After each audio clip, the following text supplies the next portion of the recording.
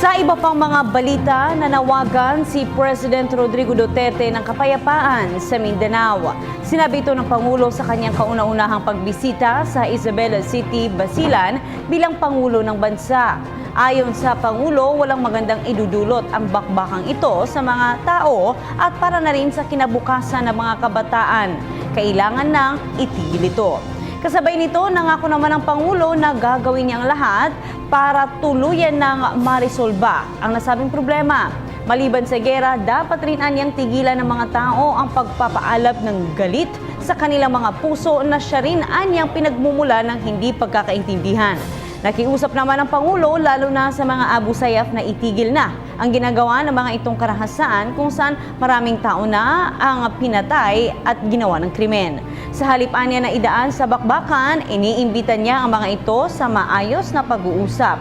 Sa kabila nito, nagbabala naman ang Pangulo sa naturang rebelding grupo na hindi sila tatantana ng militar kapag hindi sila magbababa ng kanilang armas.